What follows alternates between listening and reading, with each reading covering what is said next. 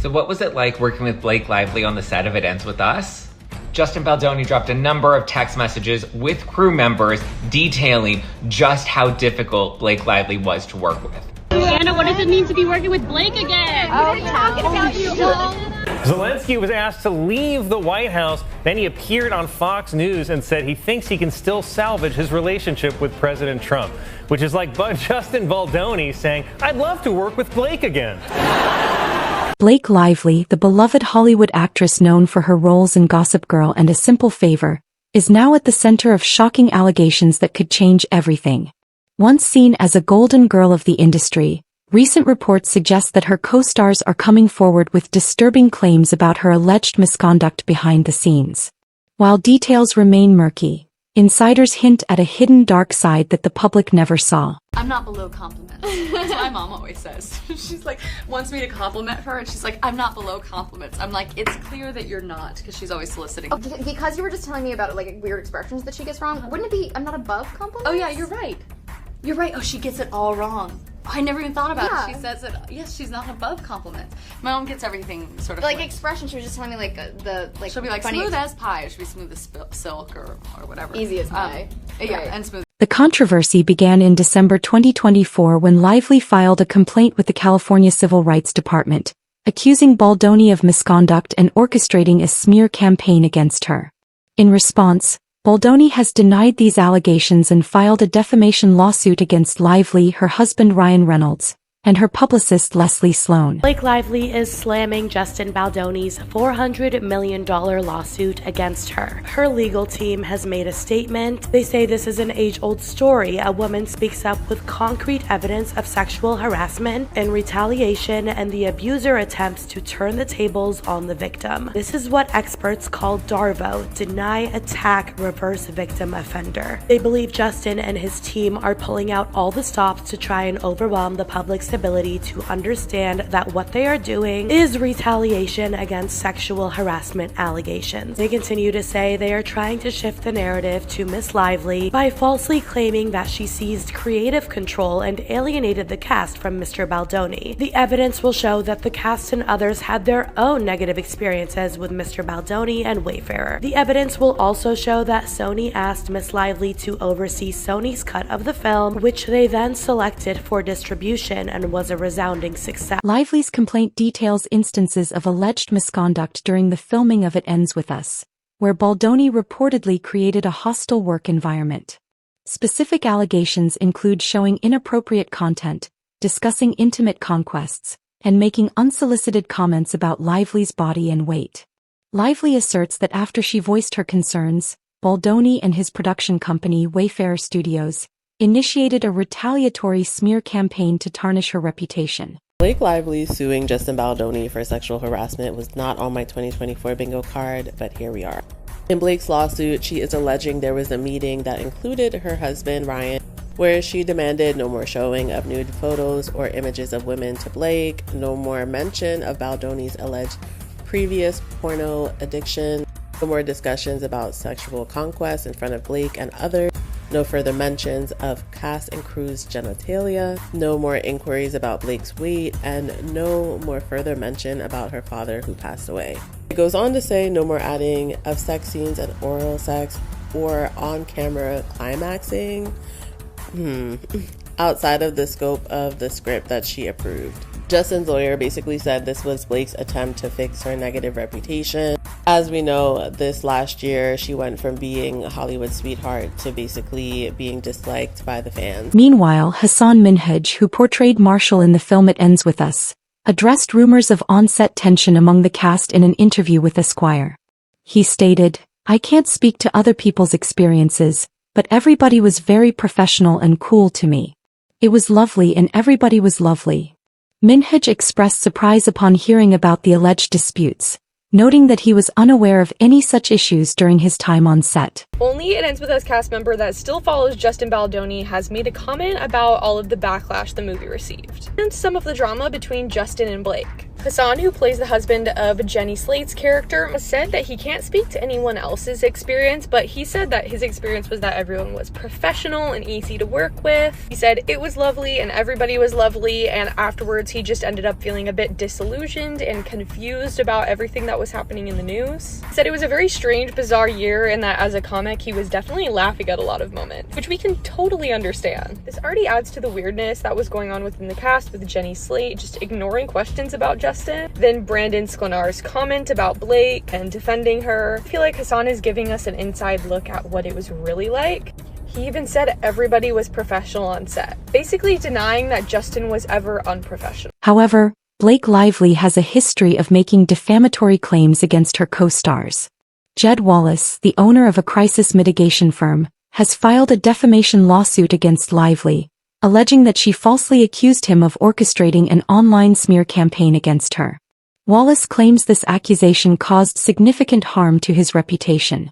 This countersuit further complicates the ongoing legal battles involving Lively and Baldoni. I promise you, I've been trying to think of other things to talk about, but another day, another filing. And this actually has to do with one of the most interesting aspects of this entire case.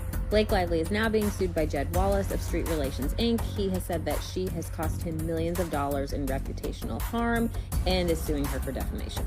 Lively's counsel released a statement saying that this is just someone else that's trying to sue her into oblivion for speaking out, and that they are confident that this will get dismissed, which I find that to be really interesting because this is someone that they alleged in her original complaint was really responsible or had a part in allegedly the whole astroturfing, because they alleged that Wallace was responsible for planting negative comments and negative story, which Wallace has maintained that he had no part in any negative PR tactics against Lively. Which it was interesting that her defense basically was like, oh, this is nothing, it'll get dismissed, yada, yada, yada, because in her filings, they said that Wallace was the one who weaponized a digital army. I don't know if that's a direct quote, but basically that it was either real accounts or possibly bot farms. I don't really know. I probably need to read that again. But basically that was orchestrated by Wallace and, you know, other members of Baldoni's team. Which, like, if I was naming someone who, like, had taken part in this, like, alleged astroturfing, I'd be like, yeah, see you in court. Can't wait to find out your method. I don't know. Maybe that's probably not the most professional response, which is also probably why I'm not a lawyer. Blake Lively's legal filings include an incident where she claims a man entered her room while she was breastfeeding without permission. Contradictory reports suggest that Lively had, in fact, granted permission for the individual to enter. This discrepancy raises questions about the accuracy of her allegations and the potential for misunderstandings in high-stress environments. Imagine for a second, you invite a man to your trailer, you're breastfeeding. You say, you can come in, but you gotta turn around. So he, knock, knock, I'm here. Come on in. Turn around. He locks eyes with you. And the second it takes for him to turn around. And you add that to the lawsuit. Blake Lively. Gossip girl.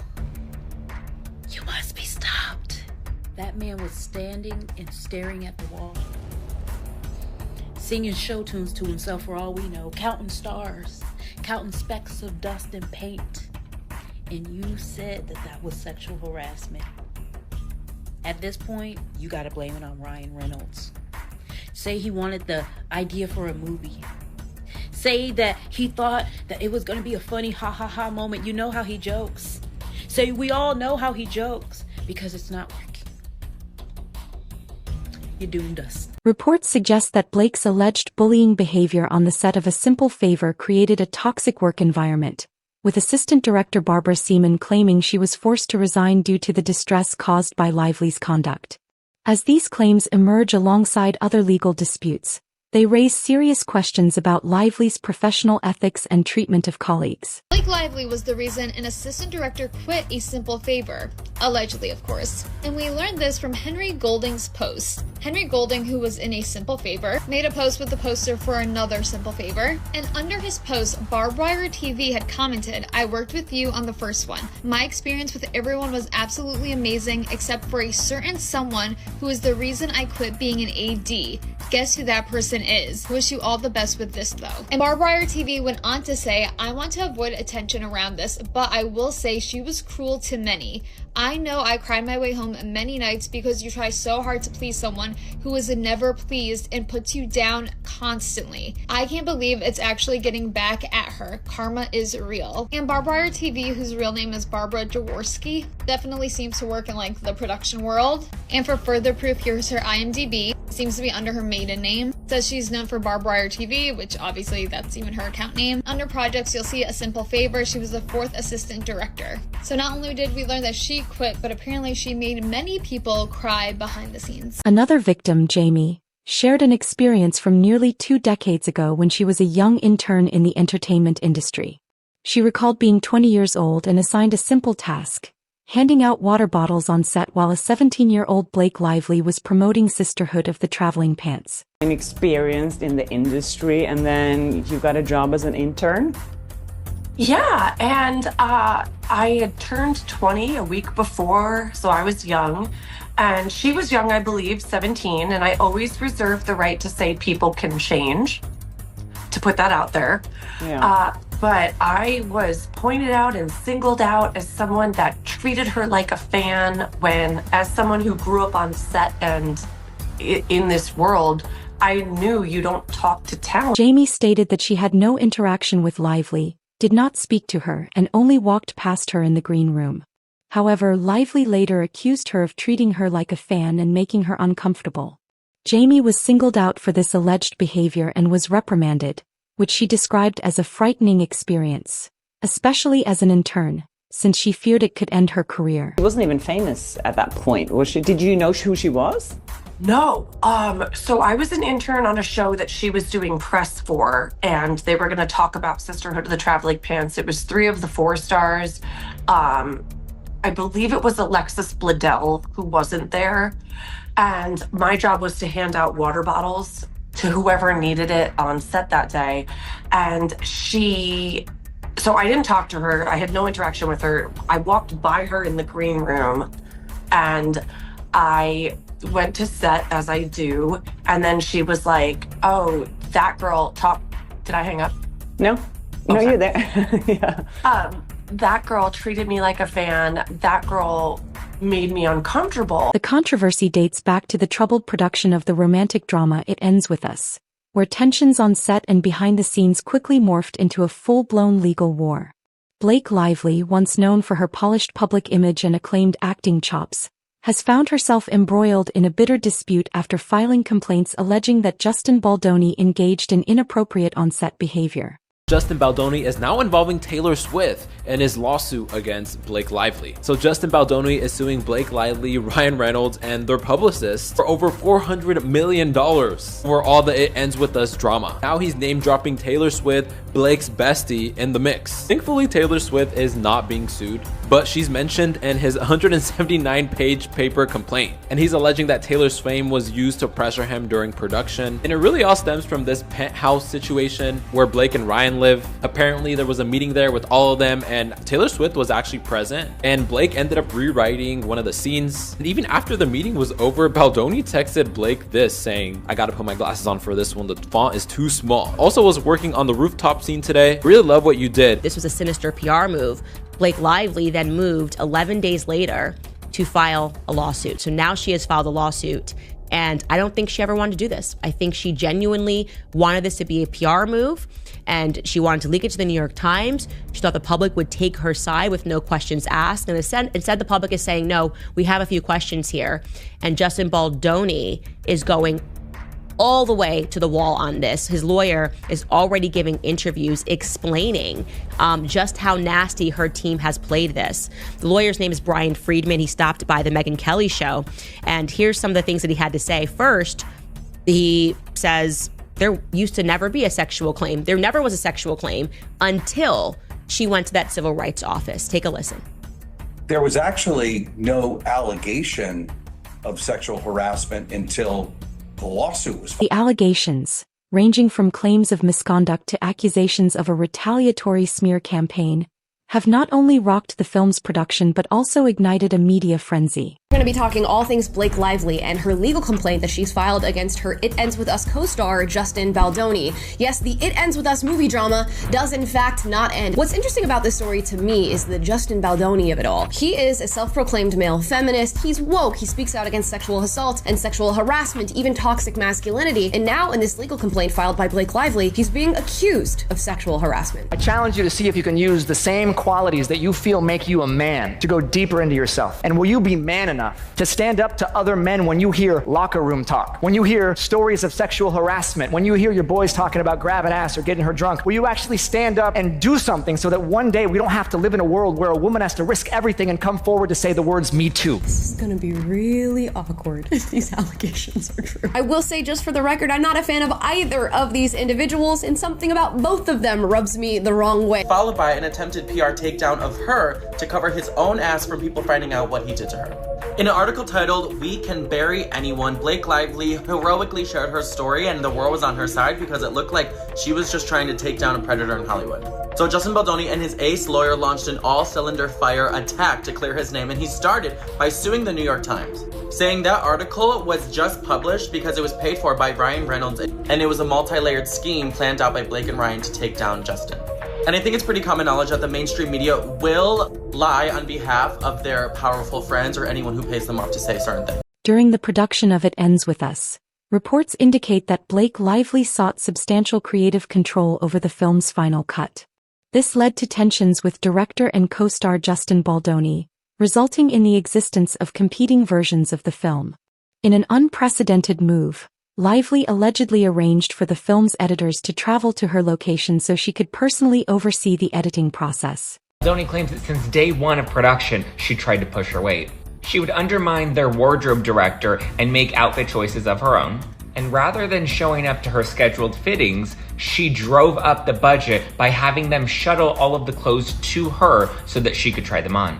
She would often rewrite her lines daily, and apparently she was having Ryan Reynolds, who has no official credit on the film, help her rewrite some of the scenes, which was unbeknownst to Baldoni and the screenwriter. She allegedly also inserted herself into the editing room, would have pages of notes, would have the editors fly to her so she could continue making revisions for her own cut. However, actress Jenny Slate has reportedly spoken out in support of Blake Lively. Slate's defense suggests a divide among industry professionals, with some siding with Lively while others question the validity of her claims. This support plays a role in shaping public perception of the ongoing legal battles. I tried to make jokes that don't land, and I understand this doesn't land. But Jenny Slate, of all people now, if she is the person that they are trying to hold back on Blake Lively's side, and now she's going to be the person that's going to come out and be this person that's silent and will be on Blake Lively's team tomorrow, when this last final big bombshell complaint comes out, this amended complaint, which people are saying, and Be Better is maybe saying will be this person that has this detail, and this is just a riff right now, I think we may have just cracked the case that Jenny Slate may not be the best person to use as your star witness or your star, co-plaintiff or whatever the hell you want to call it.